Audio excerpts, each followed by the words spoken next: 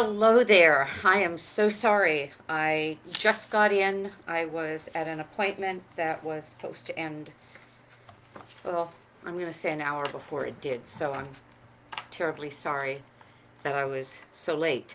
And hello, I'm Nan Simonson, author of Aging Powerfully, and this is day 2 of my 6-day challenge toward lifestyle pillars that each one can make a huge difference in the way that we live and age with power.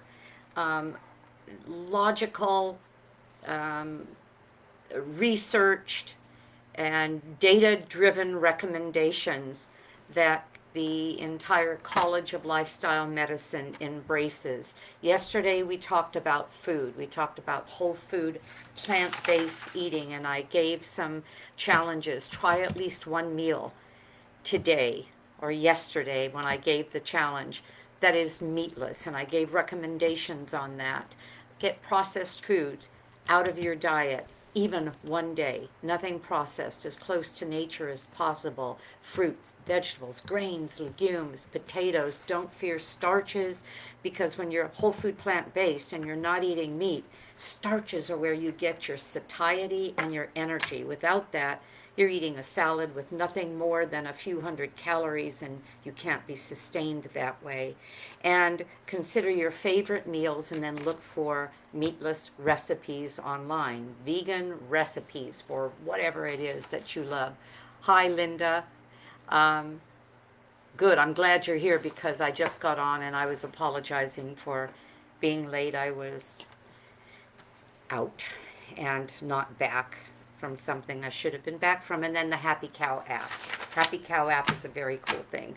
All right, here we go.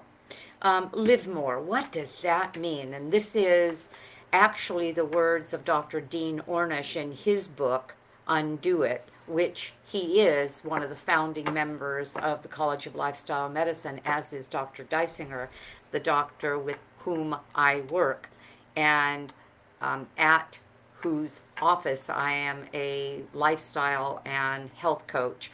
And Dr. Ornish has embraced what we call community at our in our practice. He has called it love more, and he's right. It's about community. It's about giving love, receiving love. It's about being part of a tribe, because as Dan Buettner says in his blue zones, all of those blue zone areas are populated by people who are, I'm going to say, tribal, in the way that family, community, those who we interact with daily, are part of our makeup, and that they purposely connect with them.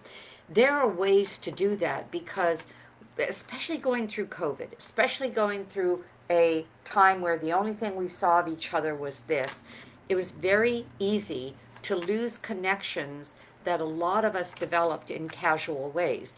I go up a mountain every day, or ride my bike around a river path and then into a park.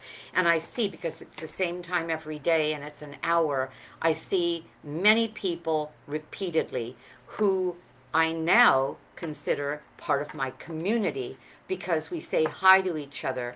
If I'm not with my husband during the walk on the mountain or my ride, somebody in that, I'll call it community in air quotes, will say, "You're alone today," or "Where is your husband?" He has taken now to going earlier than I do. He goes at 5:30, I go at 6:30. His daughter, who lives nearby, walks at 5:30, and he loves an early walk. So I get that from a lot of people, until they get used to the idea that they're going to see me up there on my own. That's community, people. If we were chatting right now and I said to you, what are some of your other forms, or the other forms of community that you can embrace? It's going to a store that you frequent often, a restaurant that you frequent often, and your knowing, or the server being tuned in well enough to this, to have a communication that is something like, oh, the usual today, or you know what, and that's just happened. Where was I? Oh, last night. Tim and I went to an Asian restaurant that we love, and I always get the same thing, just asparagus and a garlic sauce, a really light, no oil garlic sauce. And instead of the meat that comes with it that you're already paying for, I get added Chinese broccoli. And the server, his name is Gregory. This has gone on a long time. See, this is community, people. It makes me smile just talking about it and thinking about it. He loves it. When he had a break yesterday because it was really busy, it was not really busy until later on. He just sat down on the bench next to our window seat and just chatted with us. That's community. That raises our endorphins. That makes us feel connected. Somebody saying, wow, I haven't seen you in a while, makes you feel needed and important. We are in a position to give that back. That's community. Giving something back will will give you a dopamine hit, just like you get neurotransmitters firing in your brain and in your body and relaxing your parasympathetic nervous system so that you're even more relaxed and mellow when you pet a cat or a dog, um, or you are you see something. Well, I see this all the time when I'm going up the mountain, these wonderful, interesting, unique pets, uh, dogs primarily. That there's been a cat, and that surprised me. Uh, Going up the mountain, it gives me a warm feeling. I say something to the owners, it gives them a warm feeling. Do you see what I mean here? We can give ourselves and give others hits of dopamine, um, uh, serotonin, that feel good, calming neurotransmitter, by putting ourselves in a position that we feel good. Giving to others, doing something nice, getting up and offering somebody your seat. Somebody's looking rattled, and you say, take my place in line. Um, oh, yesterday I was at a store and a woman with a cane dropped something without a second's hesitation.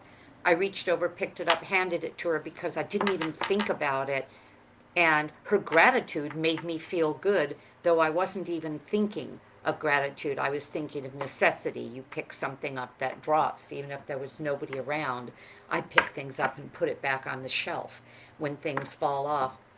Why? Because I think it's the right thing to do. And interestingly, that's one way to feed ourselves with feel good uh, neurotransmitters. And this is all part of community because it's part of what we can call society. It's who we are and what we are as people. Hi, Carmen. Thank you for being here. Thanks for looking for me. And yes, I was behind. I got in late from something that I shouldn't have. All right. And so every day that we look at these pillars of lifestyle medicine, yesterday was health, whole food, plant based. Today is love more. It's community. It's giving love, receiving love. And there is something that I say in my book, and I'll remind you, I wrote Aging Powerfully, and a number of these bullet points that I'm using in our 6-day challenge, and you will get a PDF of all of these, uh, is, and actually I think maybe there's even one already up for yesterday, but I haven't checked. Um, what was the one that I was thinking of though, that I took from the book? Oh, anyway, there are a lot of them. One of them is, for example, calling a friend. Calling a friend who you've not spoken to recently. Um, this will do a couple of things. This will connect you and reconnect you because, as I was saying earlier, we've gone through a year and a half where a lot of us were disconnected, and it was by I'll call it command. We had to. Now we have a chance to get back together with people. And I have already seen that some relationships became thin, meaning there were reasons not to, there it was too difficult to, but we now have to go out of our way to get some of those things back again. That the desire to go out of our way to meet some people for coffee or lunch. I had somebody here yesterday for tea in the afternoon. We called it tea, and neither of us had tea. It's really hot here in Southern California, so we just had a different beverage. But we just sat and talked for an hour, a little more than an hour, and it made a difference. It made me feel good, even though there were other things to be done. That use of time was a smart thing to do, because now we're kind of like this and we were a little bit like this, not animosity, not that kind of disconnect, but life disconnect. We've both had our things that we're doing. She's a professional, I've got my things going, and so we were able to again get something like that going.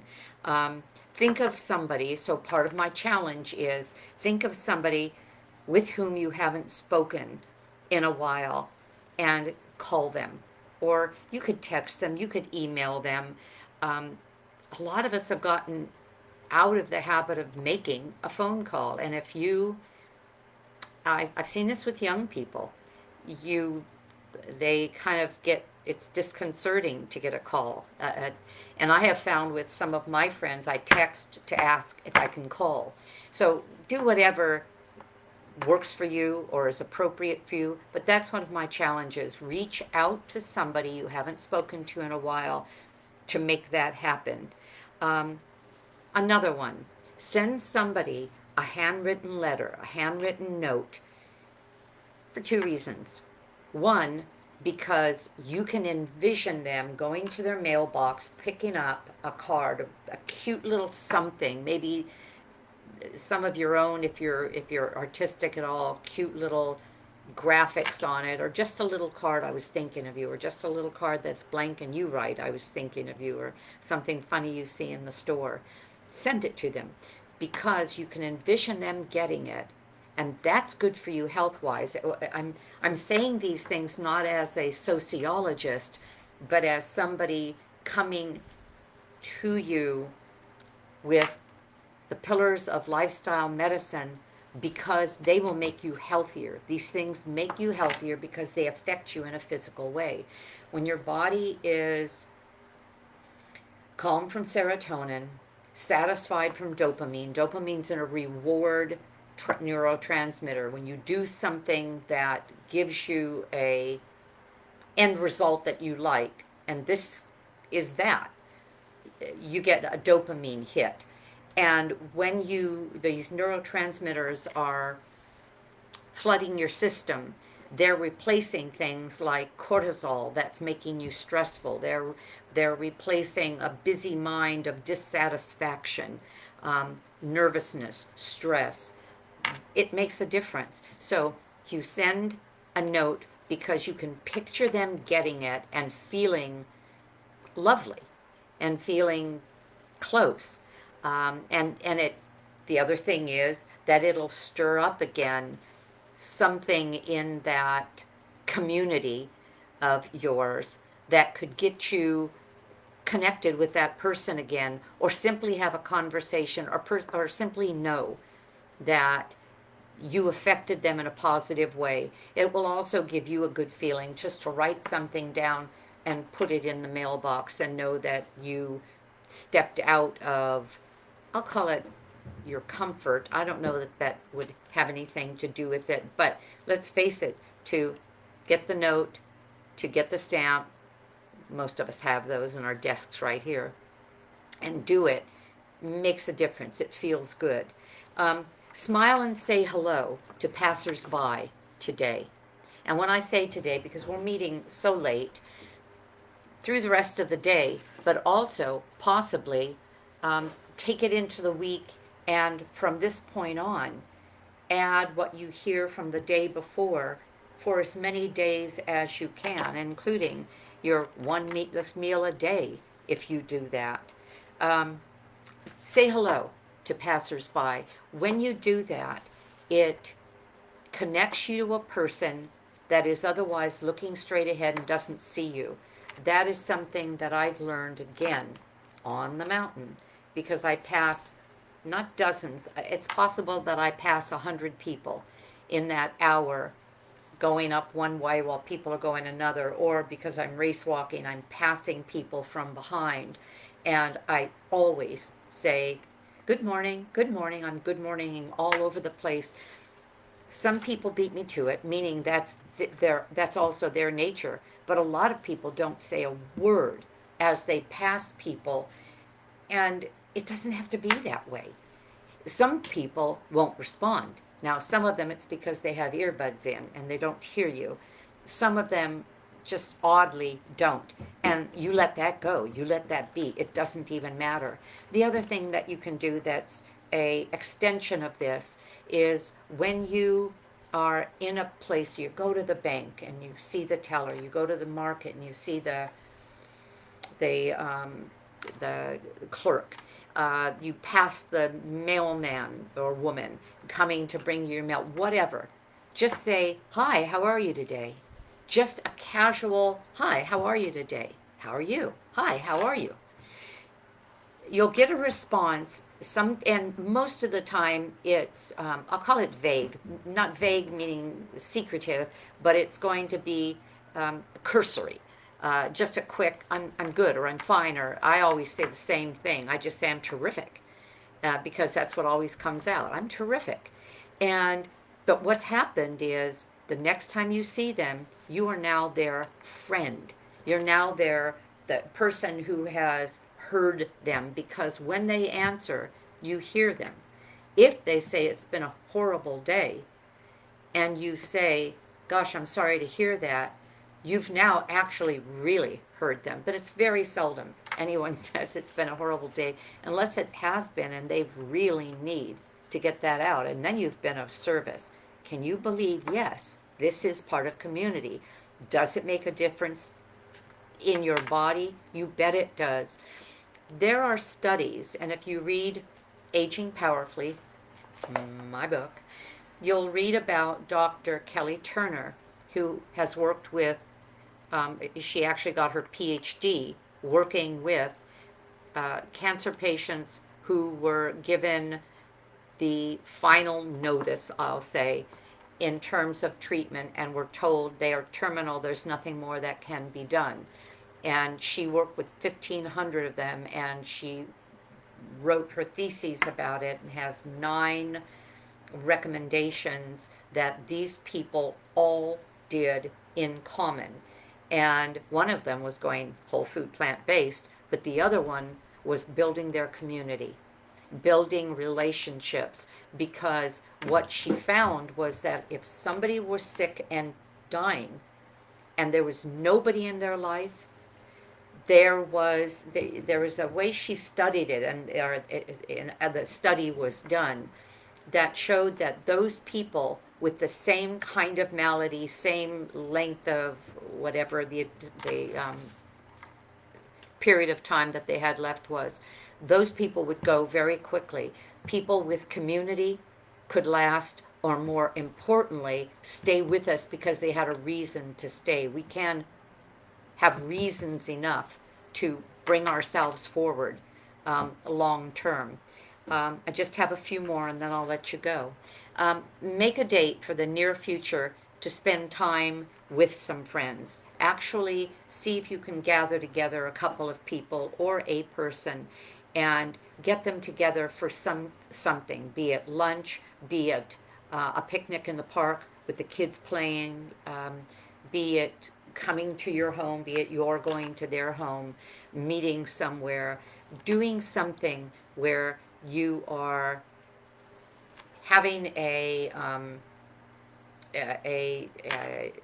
reason to create a group, and that group could be a group of 2.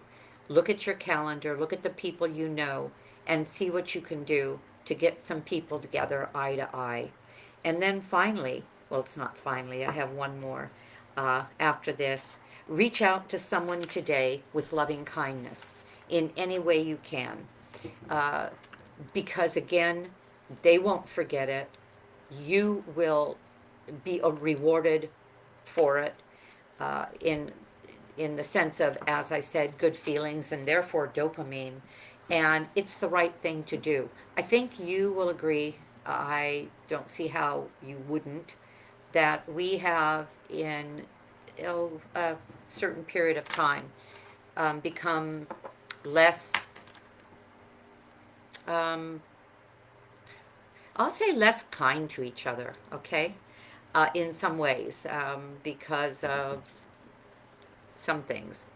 And it it behooves every one of us to do everything we can to change that, to be the smiling person, the voice of calm, the person of reassurance, the stable, um, the stable positive force. And then my last recommendation, which I just wrote a little while ago, was something that Dan Buettner wrote in his book Blue Zones, and he says, be likable. That the people, the oldest living people in communities are likable. In other words, they see the cup half full, not half empty. They are happy and smiling. I had a reason to see a medical person recently, and he was talking about, because I was talking about my book, and then I'm starting this 10K training because I'm going to run a 10K for the first time I've ever run, taking that on at 70. And he said, oh, our oldest patient is 104. He said, we love her. He says, she's a little thing like that. And then he explained why. And he said, she is always happy. She comes in and she's bubbly, and even if she hurts and even if her numbers aren't looking good, she always makes us feel good because some way or another she finds something to be happy about. And that's being likable. And sometimes we have to go out of our way because it's really easy to get caught up in otherwise negative feelings, and that's contagious. And people can gather together with their negative feelings and create almost a bonfire of negativism. And we can do the opposite. It's a little harder to pull people up who don't want to, but it's got to start somewhere. So I'll leave this at that. I'll leave this at community. Write somebody, make a phone call, gather some friends together, reach out with loving kindness, smile and say hello to people. Understand that connectedness as people is something that is crucial to our health and our well-being. I I think that's that. Okay. And oh, bringing dinner to my 92-year-old friend in a nursing home right now. Uh, give one away every day. Thank you, Leslie. I love that. I like that a lot. I still do phone calls and cards. We chat with neighbors. That's from Linda. Thank you. I had a voicemail today from someone who called my number by mistake. The message sounded important, so I phoned them back to tell them what I had done. Um, what they had done. I felt good about that. See what I mean? See? It's a bit of a reaching out, but the rewards are well worth it. You guys are great. You're just great. Okay. Thank you for being here. I'm sorry for the inconvenience. I'll be on right on time. I'm usually on a couple of minutes early for tomorrow, and tomorrow's is Sleep Well. And let me know how things are going, people. All right, I appreciate you like crazy. Have a great day, because I know I'm going to. Bye-bye.